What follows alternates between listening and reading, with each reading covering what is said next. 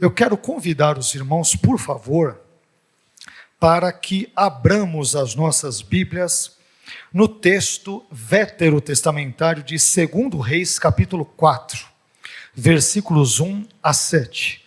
2 Reis, capítulo 4, versículos 1 a 7. E na noite de hoje nós vamos dar continuidade a temas que temos falado em cultos anteriores, cultos passados. Temos falado, não sei se os irmãos têm percebido isso, mas em alguns cultos atrás, temos falado muito sobre a questão das dificuldades, das adversidades e dos problemas da vida. E na noite de hoje, dando continuidade a essa temática, em que pese usemos um texto diferente, uma passagem bíblica diferente para nos basearmos, eu gostaria de dar continuidade a esse tema com alguns outros enfoques a seu respeito. E nós encontramos isso, meus irmãos, em 2 Reis, capítulo 4, versículos 1 a 7, que na tradução da NVI 2023 diz o seguinte: certo dia, a mulher de um dos membros da comunidade dos profetas suplicou a Eliseu: o teu servo, o meu marido, morreu, e tu sabes que ele temia ao Senhor. Agora, porém, veio um credor que está querendo levar os meus 2 filhos como escravos. Eliseu perguntou-lhe: como posso ajudá-la? Diga-me o que você tem em casa.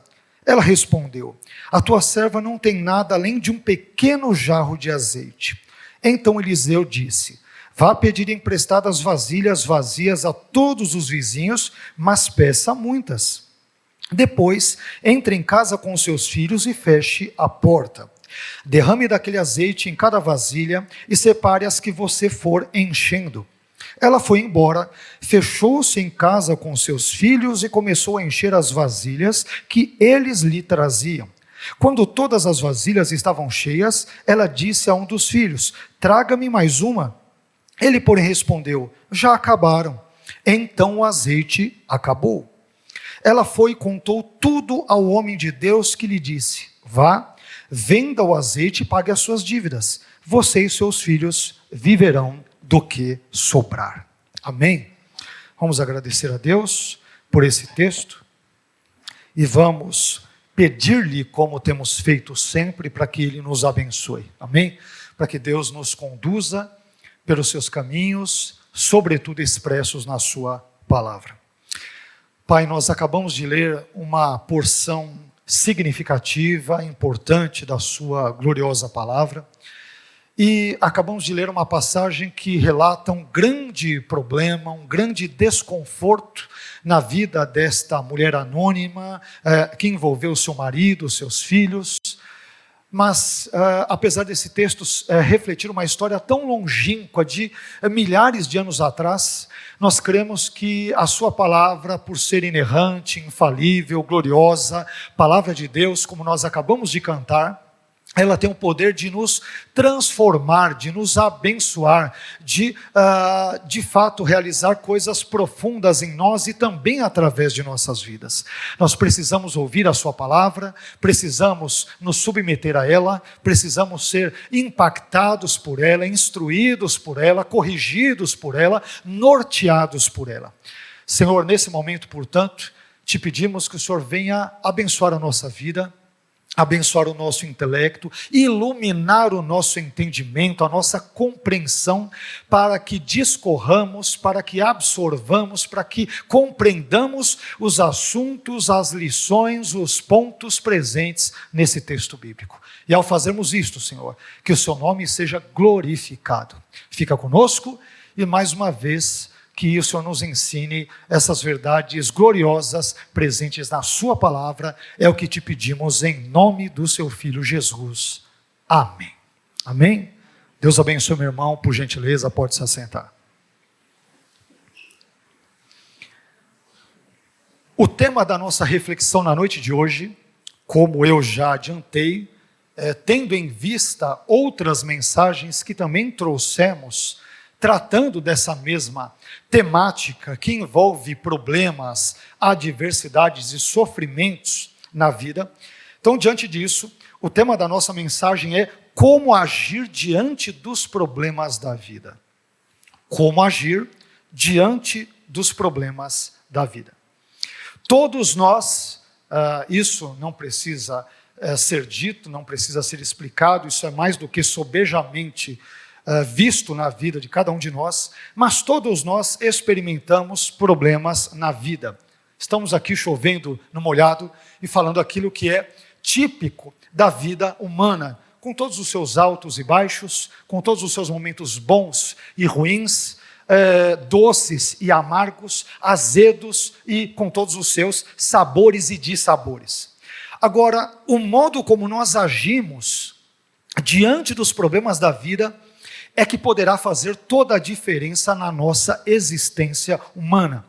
Alguns agem diante dos diversos problemas que se lhes apresentam, alguns agem simplesmente com desespero, outros agem com incredulidade, ainda outros agem com tristeza, com desânimo, com desapontamento, e outros ainda simplesmente ficam de braços cruzados na esperança de que os seus problemas acabem e a sua vida simplesmente volte ao normal. Enfim, todos nós experimentamos problemas na vida. Esses problemas têm vários tons, vários níveis, várias intensidades, várias configurações, várias características, e isso é típico da nossa vida humana, sobretudo vivida no presente momento, no presente contexto, no presente mundo em que eu e você estamos.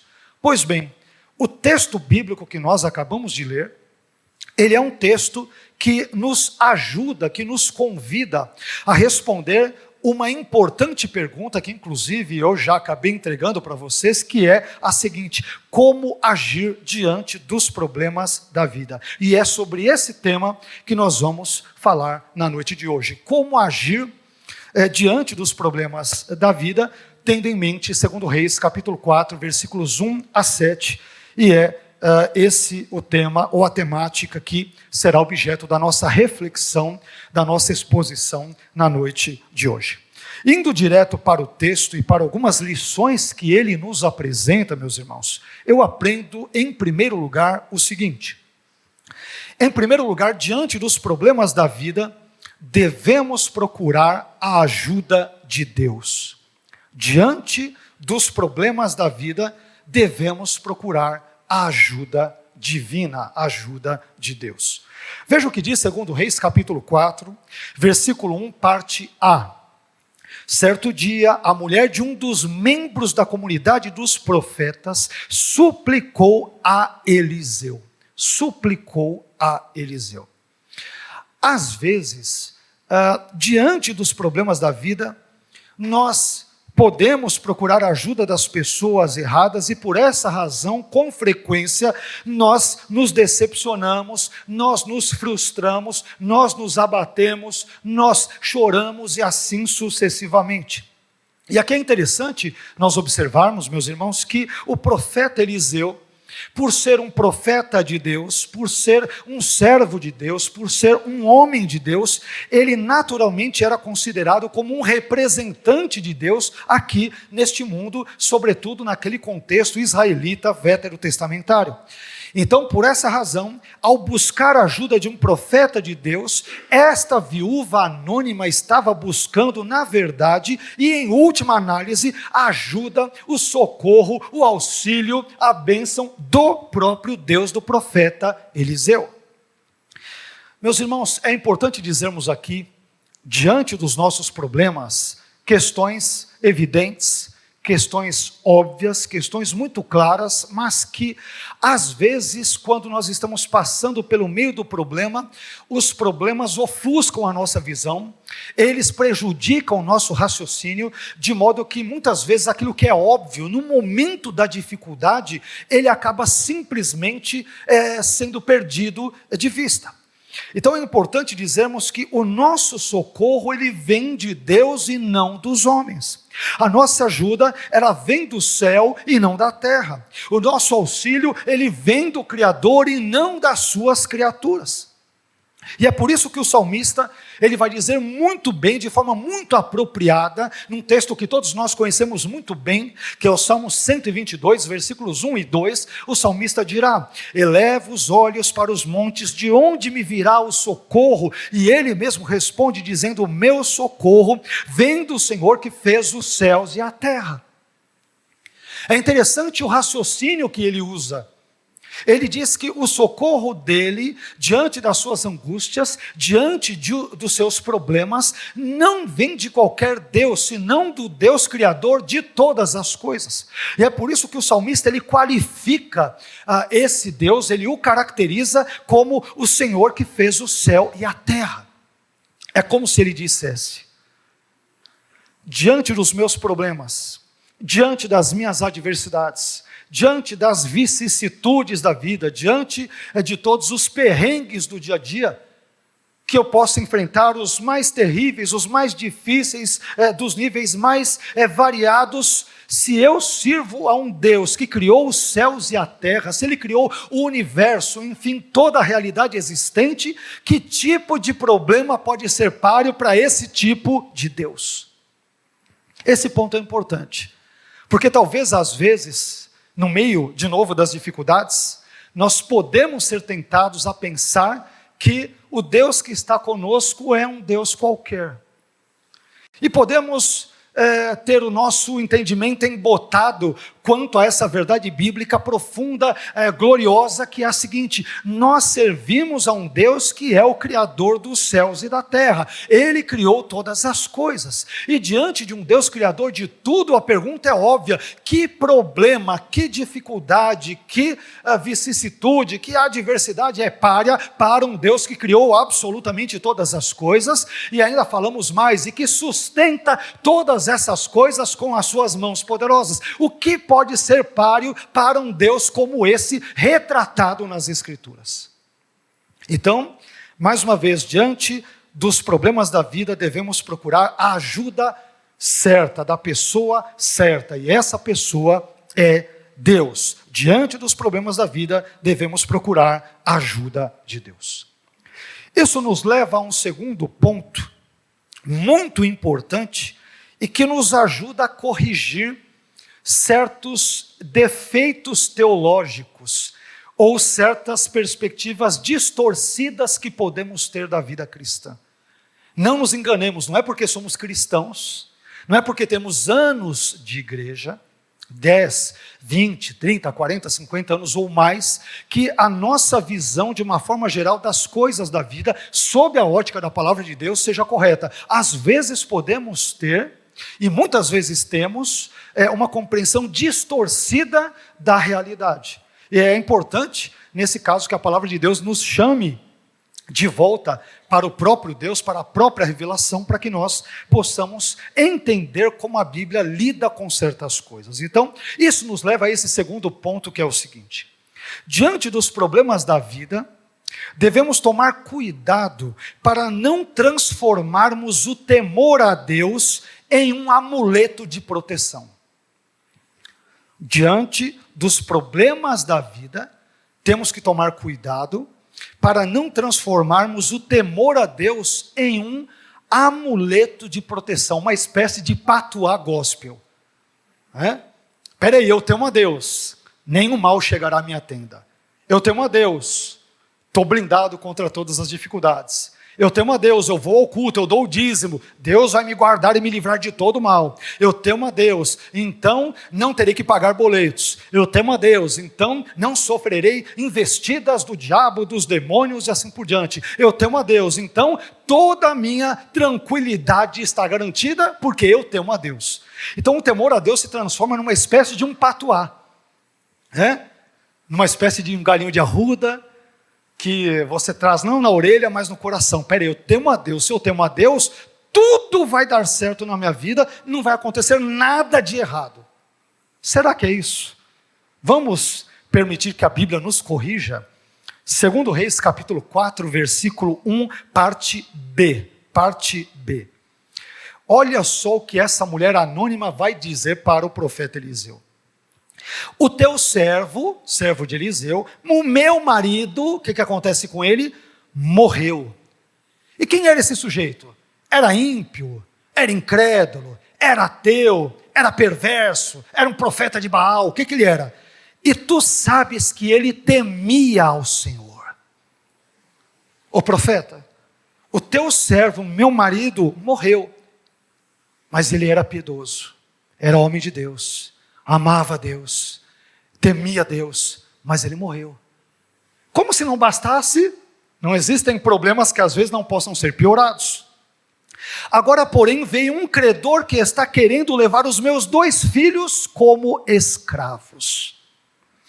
Esse versículo, meus irmãos, nos informa a razão dessa mulher anônima ter recorrido ao profeta Eliseu. Como nós vimos, o marido dessa mulher havia morrido, e agora a família toda, ela e os seus 2 filhos, havia herdado uma dívida financeira muito alta, muito difícil de ser paga. E aqui é interessante nós mencionarmos alguns dados que são curiosos e que eu, inclusive, já vi alguns pregadores pregarem por aí, que é o seguinte: embora o texto bíblico ele não nos informe a identidade desse servo de Deus que havia falecido aqui nesse texto, parte da tradição judaica, tanto o Targum, que é uma paráfrase em aramaico do texto hebraico, como Flávio Joséfo, que é um autor judeu do período do Novo Testamento, ele vive entre 37 a 100 depois de Cristo, enfim, parte da tradição judaica dirá que esse homem aqui que era servo de Deus e que era temente a Deus era Obadias. E também diz que ele havia tomado dinheiro emprestado a fim de poder sustentar 100 profetas do Senhor, conforme 1 Reis 18 nos informa. Então, embora essa informação seja interessante, seja curiosa, sem dúvida alguma, ela atiça a nossa curiosidade, de sermos informados quanto a isso, aquele desejo de pesquisar, o que é muito bom.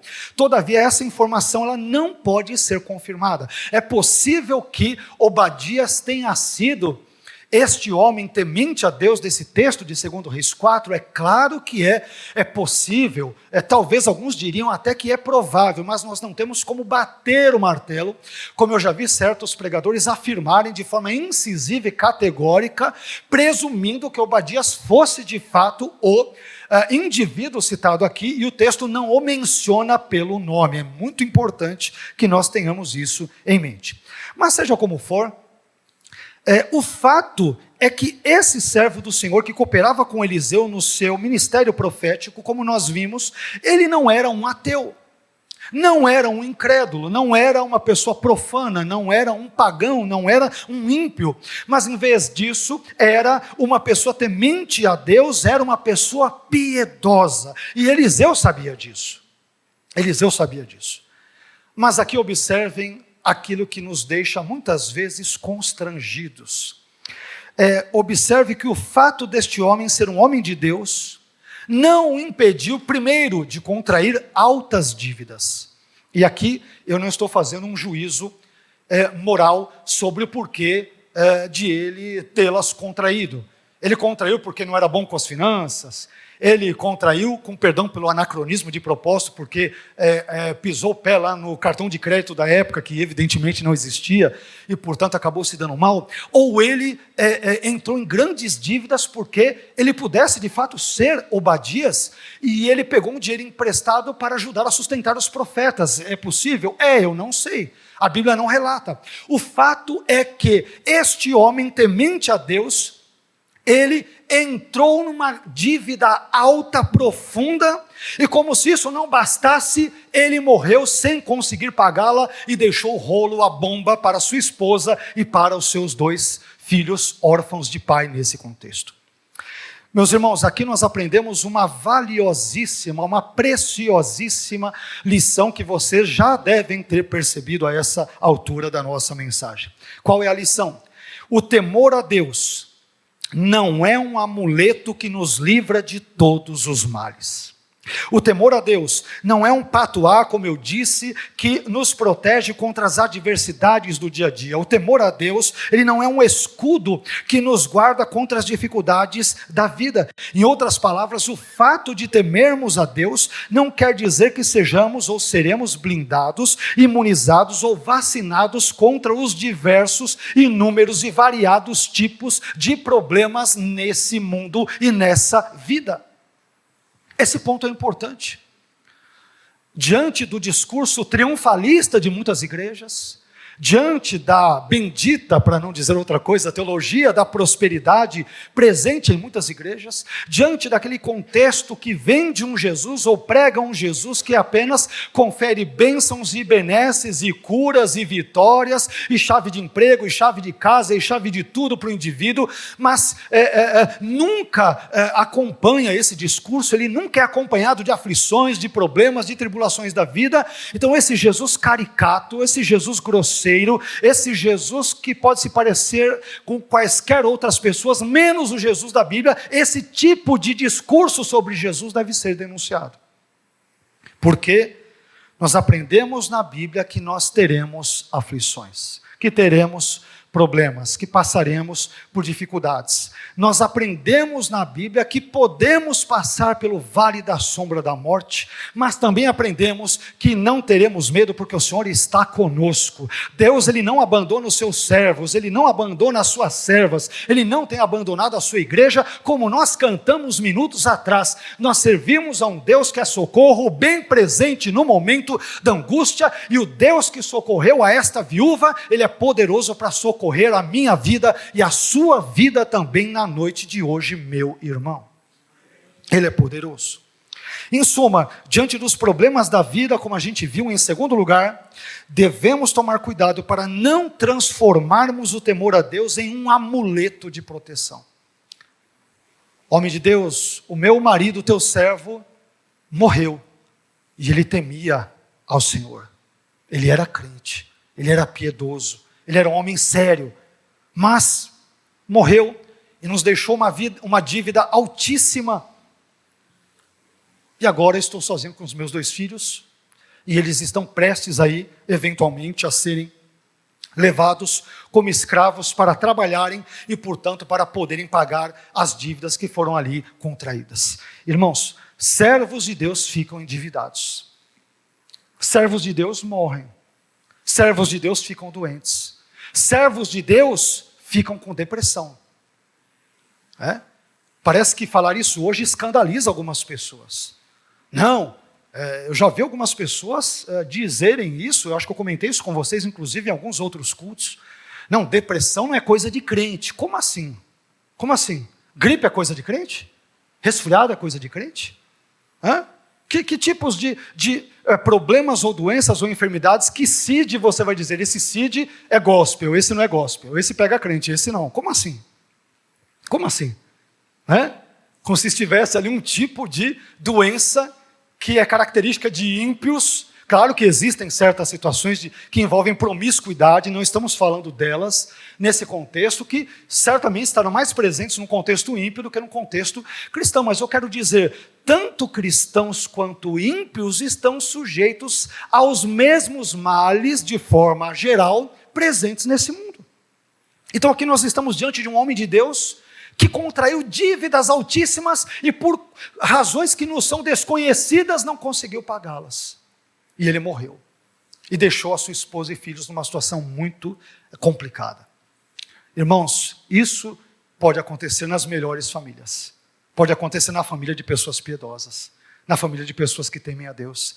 Na família de pessoas que levam Deus a sério, mas que simplesmente, infelizmente, estão sujeitas a passar por problemas nessa vida. Amém? Isso irá permitir que avancemos um pouco mais na nossa reflexão e chegamos no terceiro ponto, que diz o seguinte: em terceiro lugar, diante dos problemas da vida, não devemos desprezar o pouco que temos. Aqui uma lição importante.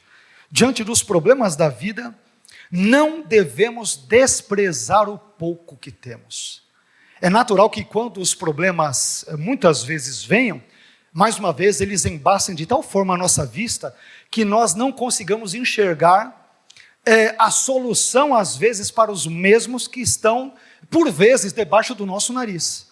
Os problemas, eles às vezes nos desnorteiam, nos tiram de foco, a gente fica perdido, mas, mais uma vez, repetimos, diante dos problemas da vida, não devemos desprezar o pouco que temos.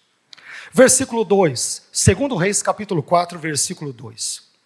Eliseu perguntou-lhe a essa mulher viúva anônima: como posso ajudá-la? Diga-me o que você tem em casa. Ela respondeu: a tua serva não tem nada além de um pequeno jarro de azeite. Observe, meu irmão, que essa mulher viúva chegou simplesmente ao fundo do poço.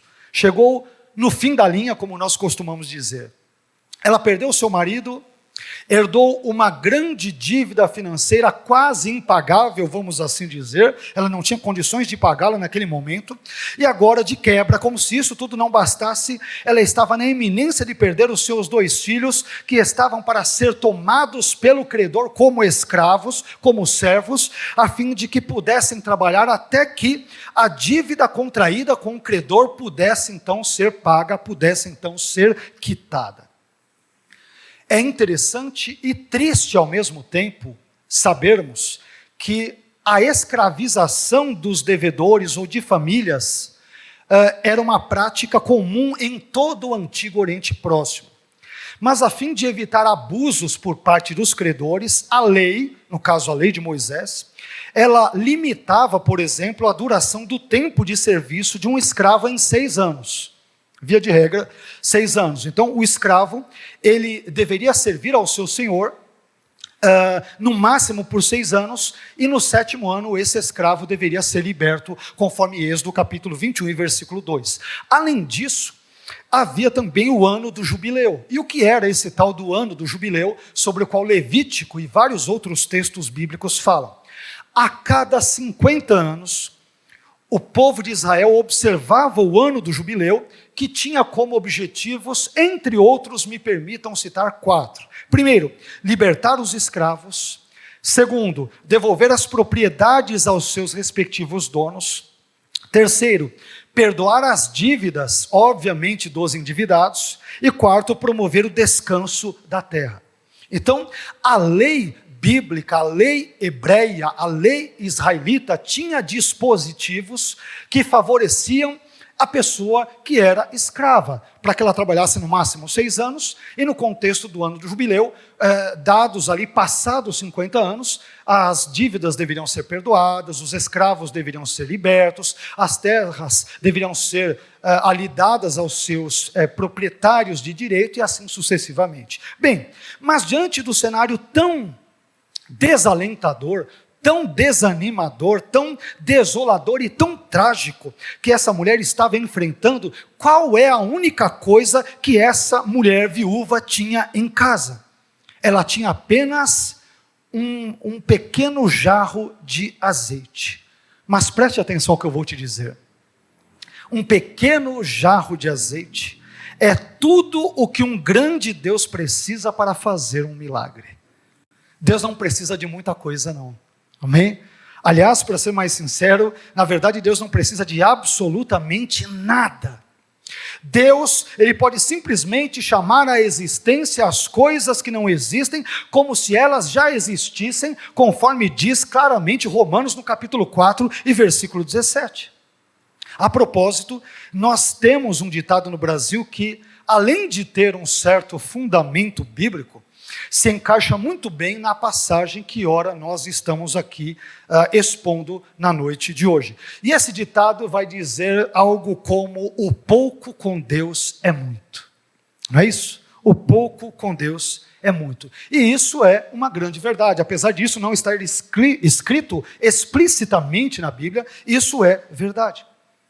Ainda que tenhamos poucos recursos, pequenas habilidades ou escassas oportunidades, meus irmãos, com a ajuda e a bênção de Deus, com a intervenção divina, nós podemos alcançar grandes vitórias e poderemos superar diversos desafios. Se por um lado essa viúva tinha apenas um pequeno jarro de azeite, por outro lado ela tinha um grande Deus. E é esse grande Deus que faz toda a diferença diante das pequenas coisas que temos ao longo da nossa vida.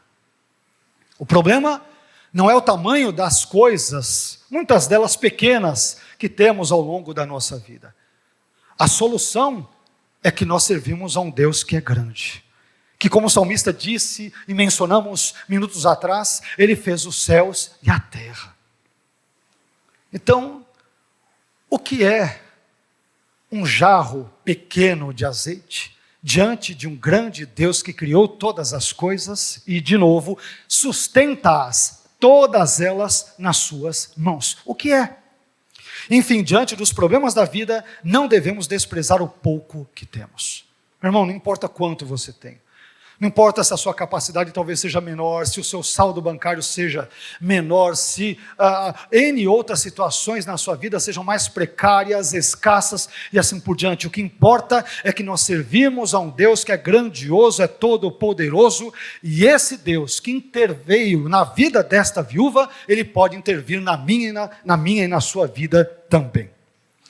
Isso nos leva a um quarto item, que é o seguinte: diante dos problemas da vida, em quarto lugar, devemos entender que a intervenção divina pode ocorrer de forma humanamente irracional. Em quarto lugar, diante dos problemas da vida, devemos entender que a intervenção divina pode ocorrer de forma humanamente irracional, ilógica, irreal. Tem coisas que Deus faz, e nós já falamos isso em outras mensagens, em outras exposições, em outras pregações. Tem coisas que Deus faz que, de uma perspectiva humana, os irmãos já devem ter percebido isso, para nós não fazem o menor sentido. Você olha e fala, qual que é a lógica por trás disso? Você fala, não tem nenhuma lógica. Por que Deus agiu assim? Como Ele agiu assim, mas como Deus fez isso? Quando nós analisamos essas coisas, muitas das ações de Deus, muitas das obras de Deus, muitas das intervenções de Deus, de uma perspectiva humana, são irracionais. Você fala, não tem sentido. E de fato a maneira de Deus agir, por vezes, é sem sentido de uma forma humana. Não da perspectiva divina, mas da perspectiva humana é. Mas vamos ler o texto bíblico?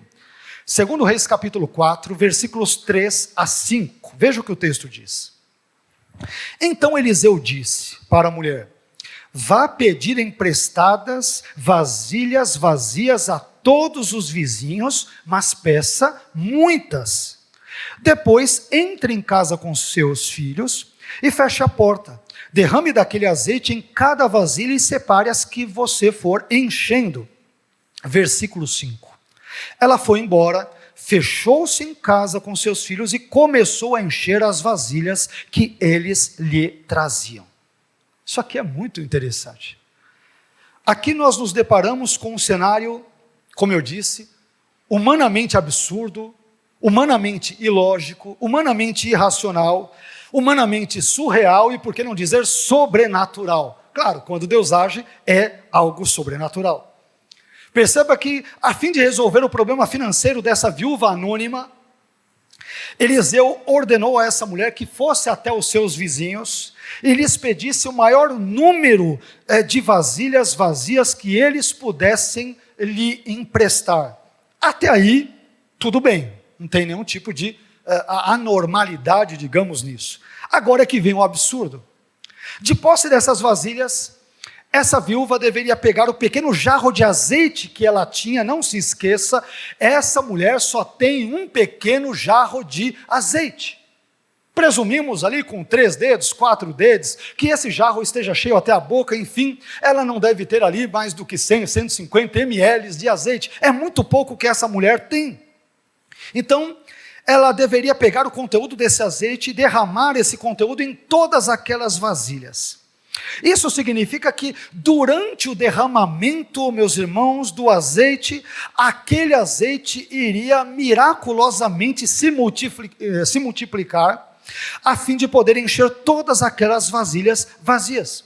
E diante disso, eu pergunto para você, ou você pode me perguntar, mas pastor, como pode uma coisa dessas? E eu te respondo, dizendo que Deus age muitas vezes de forma humanamente absurda, ilógica, irracional e surreal. Aliás, meus irmãos, essas ações de Deus humanamente ilógicas, elas não são encontradas aqui apenas em 2 Reis capítulo 4, como todos nós sabemos. Essas ações de Deus humanamente ilógicas, elas podem ser encontradas ao longo de toda a Bíblia, no Antigo e Novo Testamentos. Como nós não temos tempo aqui, não é o nosso propósito discorrer sobre todos esses detalhes, me permita pelo menos citar aqui apenas alguns poucos exemplos que comprovam isso. Primeiro, que lógica há na criação do mundo através da palavra? Deus simplesmente disse, haja e ouve. Que lógica há nisso? Nenhuma. Eu falo, Pix, venha, venha. O Pix não vem. Mas Deus fala, haja e o céu vem. Ele fala, haja e a terra vem. Ele diz, haja e a cura vem. Ele diz, haja e a salvação vem. Ele diz, haja e aquilo que humanamente era impossível de ocorrer, acontece. Por quê? Porque a palavra dele, a minha não, mas a palavra dele tem poder. Então perceba que Deus age de uma forma, como nós dizemos hoje, como os jovens costumam dizer, Deus age fora da caixinha. Foi falado isso hoje, aliás, quando estudávamos sobre a Trindade com o nosso querido irmão. Deus age frequentemente fora da caixa. Ele vai criar o mundo, como que ele faz? Ele vai falar e as coisas vão acontecer. Você fala, humanamente falando, faz sentido? Não. Não faz nenhum sentido. Mas para Deus faz todo sentido. Outra coisa, qual é a lógica que há por trás de Moisés golpear o Mar Vermelho com a sua vara e o Mar Vermelho se abrir, se dividindo em duas partes para que Israel o atravesse, o passe a seco? Qual a lógica? Moisés levante a vara, fira com ela aí o Yam Suf, quer dizer, o Mar Vermelho, o Mar de Juncos, e as águas vão se abrir. Qual que é a lógica? Pega um pedaço de pau e bata aí no Tietê, para ver o que acontece. Não acontece nada. É claro que se nós fizermos algo sob a ordem de Deus, vai acontecer, é evidente. Porque o poder não está na madeira, o poder não está em Moisés, o poder está no Deus que rege o universo e que controla o universo com as suas poderosas mãos. O problema, não está, evidentemente, a solução dos problemas, digamos, não está em nós, está em Deus. Outra coisa, qual é a lógica que há? Me diga.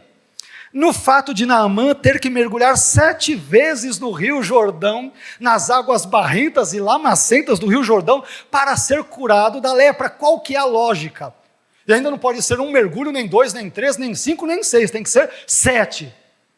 Dá um pulinho ali na água barrenta, que aí todo o problema de pele vai ser curado. Qual a lógica? Não há, de uma perspectiva humana, não há. No Novo Testamento, nós aliás cantamos, falamos sobre isso hoje.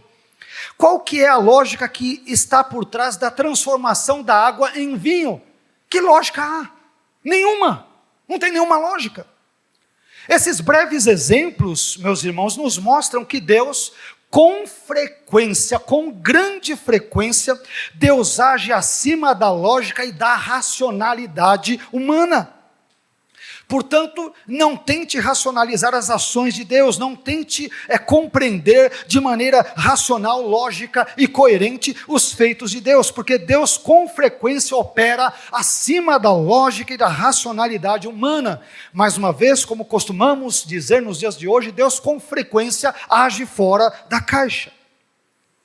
Às vezes, nós queremos que Deus e as suas ações caibam dentro dos estreitos parâmetros da nossa racionalidade humana, mas isso não é possível.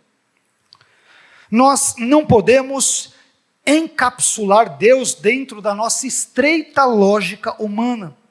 Nós não podemos encaixotar Deus dentro da nossa apequenada razão humana.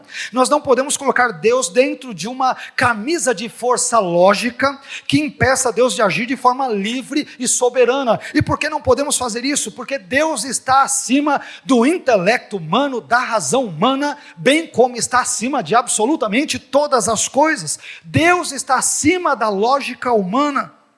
Deus está acima da racionalidade humana. E é por isso que o seu profeta, Eliseu, profeta de Deus, ordena aquela mulher que faça uma coisa absurda. Ô viúva, pega aquela sua jarrinha de azeite, filha única que você tem, tranca a sua casa, seja cara de pau no melhor dos sentidos, percorra toda a sua vizinhança, bata de porta em porta, pegue as vasilhas vazias, o máximo que você puder, tranque a porta, e dessa vasilhazinha aqui, vai enchendo um por um. Mas como que pode isso? Eu não sei, vai fazendo. Porque assim que você entornar o conteúdo da jarra, o conteúdo dela, de uma forma miraculosa, inexplicável, irracional, ilógica, simplesmente irá fluir, irá se multiplicar. Em suma, diante dos problemas da vida, devemos entender que a intervenção divina ela pode ocorrer de forma humanamente irracional. Irracional. Às vezes nos escapa, às vezes nos falha, às vezes, de fato, se nos torna complexa a maneira como Deus age ao longo da história. Tem coisas que até nós podemos entender, mas tantas outras simplesmente ficam fora do campo da nossa razoabilidade humana. Ficam fora. Como explicar o que Deus fez na vida dessa viúva? Eu não sei. Mas eu confio que Ele fez. Eu creio que Ele fez. Eu sei que Ele tem poder para fazê-lo. E esse mesmo Deus, Ele pode fazer algo nesse mesmo nível, ou maior ainda, na minha vida e na sua vida. Isso nos leva a um quinto ponto, caminhando quase que para o final. Em quinto e penúltimo lugar, diante dos problemas da vida, devemos admitir que os recursos humanos são sempre limitados, enquanto que a provisão divina é sempre inesgotável. Quando há uma falta, essa falta, meus irmãos, é sempre da parte dos homens, nunca é uma falta da parte de Deus. Vejamos o que diz 2 Reis, capítulo 4, versículo 6. Quando todas as vasilhas estavam cheias, ela disse a um dos filhos: traga-me mais uma. Ele, porém, respondeu: já acabaram. Então o azeite acabou. Ou parou, de acordo com outras traduções. A ideia é que o azeite ali, tem pessoas que dizem, não, o azeite parou, não acabou, mas o sentido é que o azeite ele deixou de fluir porque não tinha mais vasilhas sobre as quais ele pudesse ser derramado. Então aí a ideia de parar ou acabar são sinônimas nesse contexto. Mas observe comigo uma coisa curiosa aqui. Perceba que o azeite só parou de fluir do jarro da viúva porque as vasilhas acabaram. Isso quer dizer que se a viúva e os seus filhos tivessem emprestado mais vasilhas dos seus vizinhos, então mais vasilhas teriam sido cheias, teriam sido enchidas. Isso nos ensina, meu irmão, minha irmã, uma preciosa lição. O problema foi a falta de vasilhas e não a falta da provisão da parte de Deus. O problema foi a falta de vasilhas, as vasilhas limitadas, e não a falta da provisão divina. Os recursos, eles sempre são limitados da parte humana, mas ao mesmo tempo são sempre ilimitados da parte de Deus. A escassez, note que é uma característica do homem, mas a provisão abundante é uma prerrogativa de Deus. Então, quando certas coisas faltam na nossa vida, elas não faltam porque Deus não seja gracioso, não faltam porque Deus não seja generoso, não faltam porque Deus não seja onipotente, não faltam porque Deus não conheça todas as coisas, mas quando há faltas, essas faltas se devem aos nossos parcos, escassos recursos humanos. Mas sabe o que é melhor? É que a escassez da parte do homem cria um ambiente propício para a provisão da parte de Deus. A escassez da nossa parte cria um ambiente propício, adequado para que Deus haja. Lembram-se daquele texto sobre o qual falamos meses já atrás, talvez mais de ano, sobre Atos 3, quando Pedro e João estão subindo ali ao templo, se encontram com aquele homem ali paralítico, e é interessante que quando aquele paralítico lhes pede a Pedro e a João uma esmola, Pedro diz as famosas palavras: não tenho prata nem ouro. Em bom português, eu estou na pindaíba, desculpe, não trouxe nenhum trocado, não ando com um cartão de crédito, nem dinheiro, hoje tudo é Pix, mas o pessoal assalta e eu deixo o celular em casa, e obviamente que eu estou acrescentando aqui, né? Só para nós ilustrarmos um ponto, é evidente. Ele diz: eu não tenho nenhum dinheiro, eu estou na pindaíba, mas o que eu tenho, isso te dou, em nome de Jesus Cristo, levanta-te e anda. Perceba que se Pedro não tivesse na pindaíba naquele dia, se ele tivesse algumas dracmas, se ele tivesse alguns cheques no bolso, ele teria dado a sua esmola e entraria no templo para adorar a Deus e não teria acontecido nada. A falta de recursos por parte de Pedro criou um ambiente propício para que Deus realizasse um milagre na vida daquele homem. A falta de recursos da parte humana cria um ambiente mais do que adequado, mais do que apropriado, mais do que propício para que Deus haja, para que Deus intervenha, para que Deus realize um milagre, lembrando que Deus não está limitado a nenhuma destas situações, Ele pode agir quando quer, como quiser, do jeito que quiser, do jeito que melhor entender, independentemente das circunstâncias. Mas enfim, diante dos problemas da vida, devemos admitir que os recursos humanos são sempre limitados, enquanto que a provisão divina é sempre inesgotável. Meu irmão, não confie nos seus próprios recursos, confie em Deus, confie na provisão de Deus, na providência de Deus, espere em Deus, busque a Deus, acredite em Deus, em nome de Jesus. Isso nos leva ao sexto e último ponto da nossa reflexão na noite de hoje, que é o seguinte: em sexto e último lugar, diante dos problemas da vida, devemos estar cientes de que Deus pode agir de modo a superar as nossas expectativas. Diante dos problemas da vida, devemos estar cientes de que Deus pode agir de modo a superar as nossas maiores e melhores expectativas. Eu aprendo quando leio a Bíblia, meus irmãos, que o Deus da Bíblia não é mesquinho, que Ele não abençoa por meio de conta-gotas. Aquilo que a gente pede, Ele dá estritamente, é um Deus que é mesquinho. Não, o Deus da Bíblia, Ele é generoso. Ele é generoso, Ele é gracioso, Ele é bondoso. Quer ver só uma coisa? O último versículo aqui. 2 Reis capítulo 4, versículo 7. Nos lembremos que essa mulher estava endividada. Altamente endividada. A situação era precária, era terrível. Os seus filhos estavam prestes a ser levados como escravos para que pudessem trabalhar e, por meio do seu trabalho, pudessem quitar a dívida contraída pela família como um todo. Então, a situação era a pior. Então, qual era a solução do problema dela? Ter as suas dívidas quitadas. Aliás, é o que acontece com boa parte dos brasileiros hoje, né? Incluindo a mim mesmo, nós aqui nesse contexto. Mas veja o que diz o texto, 2 Reis 4, 7. Ela foi e contou tudo ao homem de Deus, que lhe disse: vá, venda o azeite e pague as suas dívidas. Opa, é o que eu queria, mas tem mais.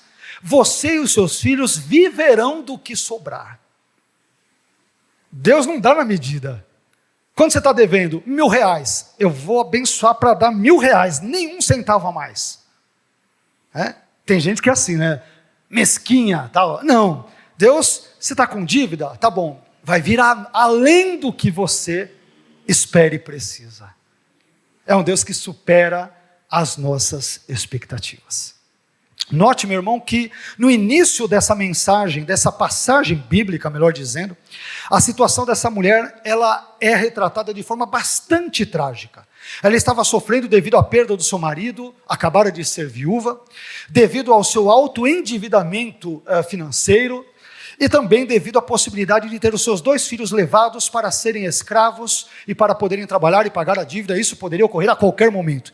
Mas no final da história, graças ao agir de Deus, graças à intervenção generosa, bondosa, sobeja, abundante de Deus, essa viúva, ela conseguiu recursos não somente para pagar as suas dívidas e para impedir que os seus 2 filhos fossem levados como escravos, mas como lemos, além disso, ela também conseguiu um dinheiro extra, um dinheiro adicional para continuar a sobreviver com os seus filhos. E eu aprendo aqui, portanto, que Deus, conforme Paulo diz em Efésios capítulo 3, versículo 20, Deus é aquele que é poderoso para fazer tudo muito mais abundantemente, além daquilo que pedimos ou pensamos, segundo o poder que em nós opera. O Deus da Bíblia, Ele supera as nossas expectativas. Ele supera.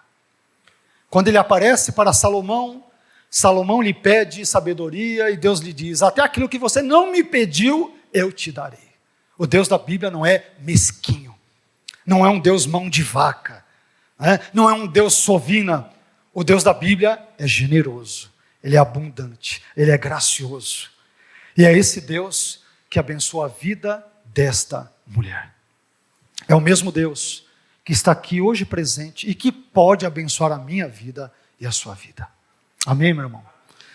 Eu gostaria de concluir essa mensagem, mais uma vez, recapitulando brevemente cada um dos 6 pontos que vimos.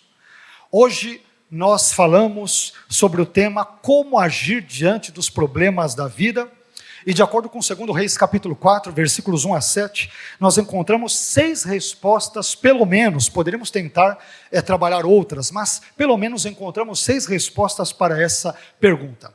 Nós vimos que, primeiro, diante dos problemas da vida, devemos procurar a ajuda de Deus. Meu irmão, procure a Deus. Está aflito? Ore a Deus. Tiago nos orienta no Novo Testamento: há alguém entre vós aflito? Ore, ore. A oração é uma das válvulas de escape que Deus nos deu para que nós possamos lidar com as nossas aflições, com os nossos problemas do dia a dia. Ore, ore. Segundo, diante dos problemas da vida, devemos tomar cuidado para não transformarmos o temor a Deus em um amuleto de proteção. Meu irmão, ser crente, ir à igreja, dar dízimo, ler a Bíblia, frequentar a EBD, frequentar o culto de oração, ter uma vida constante de comunhão com Deus, não funciona como um patuá. Não dá. Não é um galinho de arruda, que vai te blindar, que vai, te livrar de todos os males deste mundo. Nós aprendemos na noite de hoje que homens de Deus piedosos, tementes a Deus, contraem altas dívidas e acabam morrendo. Isso não acontece, não era ímpio, não era um servo de Satanás, era um servo do Senhor. Contraiu altas dívidas e morreu sem ter condições de pagá-las. Terceiro, diante dos problemas da vida, não devemos desprezar o pouco que temos. Não se esqueça que a nossa pequena e aparente inútil jarra de azeite, quando colocada nas mãos de um grande Deus, pode fazer muita coisa, muita coisa. Em quarto lugar, diante dos problemas da vida, devemos entender que a intervenção divina pode ocorrer de forma humanamente irracional. Eu não entendo como que aquela mulher, ela despeja o azeite e aquele azeite não para, e não para, e ele não para, e ela enche 1, e 2, e 5, e 10, e não sei quantas vasilhas. Eu não entendo como Deus faz isso, mas eu creio que Ele fez e faz isso. Em quinto lugar, diante dos problemas da vida, devemos admitir que os recursos humanos são sempre limitados, enquanto que a provisão divina é sempre inesgotável. O azeite só parou porque as vasilhas acabaram. Tivessem mais 50 vasilhas, as 50 seriam enchidas. Tivessem mais 100, as 100 seriam enchidas. Se tivessem mais 500, as 500 seriam enchidas. Sempre a falta se dá da parte do homem e nunca da falta de Deus. Do lado de Deus sempre há provisão. A possibilidade de provisão generosa, graciosa e abundante. Por fim, em sexto e último lugar, diante dos problemas da vida, nós vimos que nós devemos estar cientes de que Deus pode agir de modo a superar as nossas expectativas. No final da história, ela não apenas teve o suficiente para pagar as suas dívidas, para tirar o seu nome do SPC, mas ela também pôde ter uma sobra para viver com seus 2 filhos. Com Deus na nossa vida, a nossa história tem um final feliz. Amém? Nós aprendemos nessa noite, talvez o assunto central dessa nossa pregação, dessa nossa mensagem. Se vocês talvez me pedissem para resumir num assunto bem breve, eu diria que esse texto que lemos fala sobre um Deus que se importa com as pessoas e com os seus problemas. A Bíblia diz que Deus, Ele é juiz de viúvas. Pai de órfãos e juiz de viúvas é Deus no seu lugar santo. Deus se preocupa com as viúvas. Existiam 4 classes de pessoas vulneráveis no Antigo Testamento, e nós aprendemos isso quando estudamos, por exemplo, teologia do Antigo Testamento. Viúvas, órfãos, pobres e estrangeiros. Pessoas socialmente vulneráveis, mas para as quais Deus tem essa predileção. Deus cuida dessas pessoas, Deus se preocupa com elas e com os seus problemas. Meu irmão, o Deus que cuidou dessa viúva e dos seus 2 filhos é o mesmo Deus que também pode cuidar da minha vida, da sua vida, da nossa família e das nossas angústias na noite de hoje. Amém? O Deus dessa viúva sofrida, com seus 2 filhos sofridos pela ausência também do pai e pela possibilidade de serem escravos, de se tornarem escravos. O Deus que agiu naquela família e que mudou a história daquela família, Ele está aqui e Ele pode mudar a minha e a sua história também. Amém? O Deus de viúvas é o Deus dessa igreja. O Deus das viúvas, dos órfãos, dos pobres, dos estrangeiros. O Deus de Israel é o Deus da minha vida e da sua vida. Amém? Vamos ficar em pé e vamos buscar a face do nosso Deus.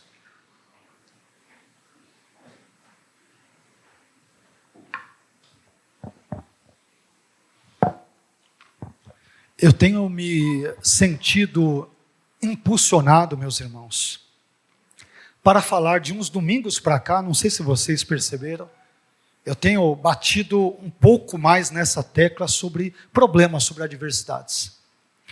Talvez por estar ciente de que muitos dos irmãos, e eu me incluiria nesta situação, estejam passando por determinadas adversidades. Alguns com problemas financeiros, outros com problemas de saúde, outros com problemas eventualmente conjugais, familiares, no seu relacionamento com Deus. Enfim, quem de nós não tem problema, não é mesmo? De alguma forma, de algum tipo todos nós temos. Mas talvez por isso, talvez por estas últimas situações, estes últimos cenários que envolvem a nossa vida, a vida de cada um aqui particular e da igreja como um todo, né? Talvez, em razão disso, eu penso que Deus pode ter me movido, ou eu tenho me sentido nesse aspecto, movido a falar sobre esses assuntos. Eu espero sinceramente que Deus use essa palavra, as palavras que têm sido aqui pregadas, pelos pastores, enfim, pelos irmãos de forma geral, que Deus use essas pregações, essas mensagens para injetar fé e esperança no seu coração. Amém? Confie em Deus, meu irmão. Confie em Deus.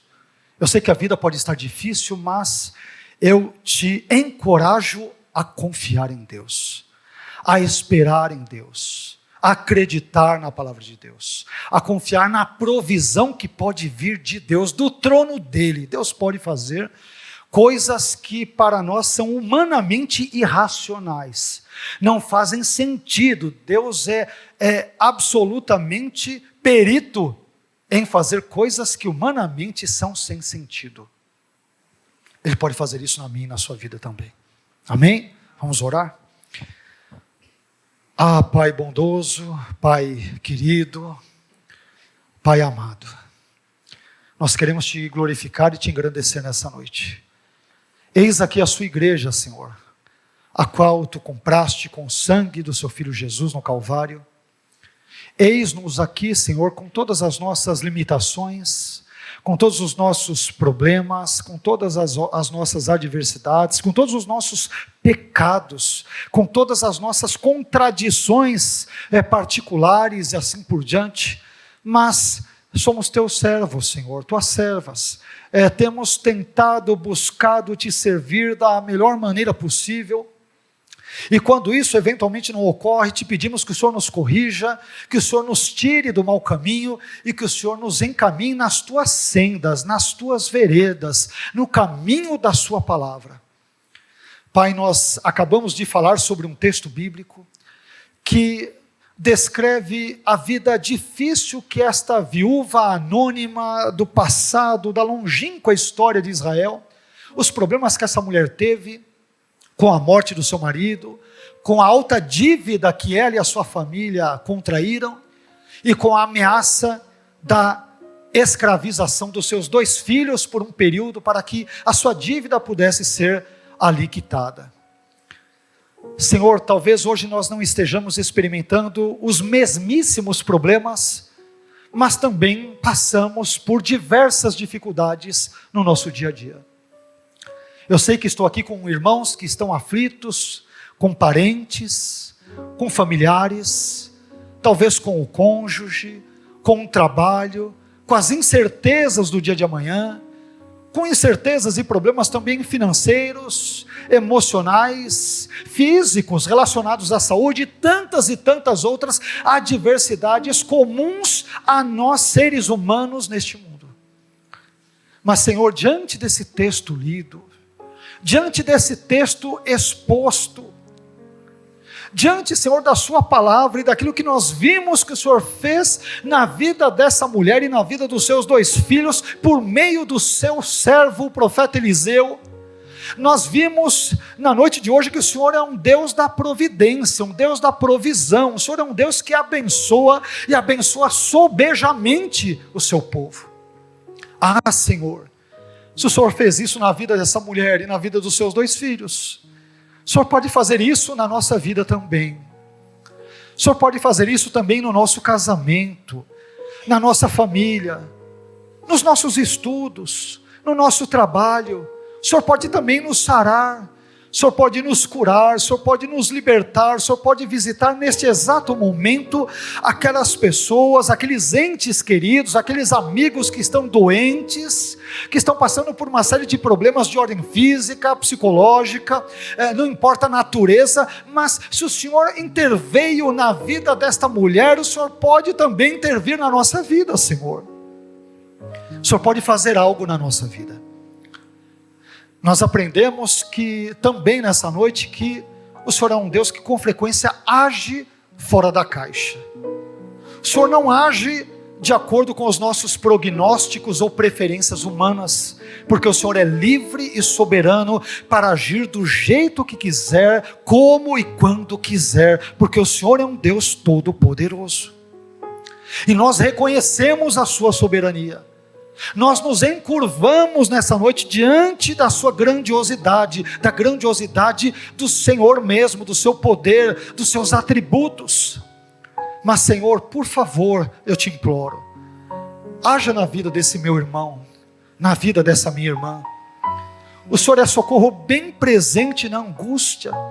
Tu socorreste esta mulher que estava, Senhor, ali no fundo do poço, altamente endividada, em luto devido à morte ali do seu marido, na iminência de ficar sozinha e ver os seus 2 filhos levados. Senhor, que situação trágica, que situação deplorável, quanto sofrimento, mas quando o Senhor entra na história dela, a história dela muda e muda para melhor, Senhor. Entra na nossa história também, faça parte de cada circunstância da nossa vida. Abençoe o nosso casamento, Senhor. Abençoe a nossa família.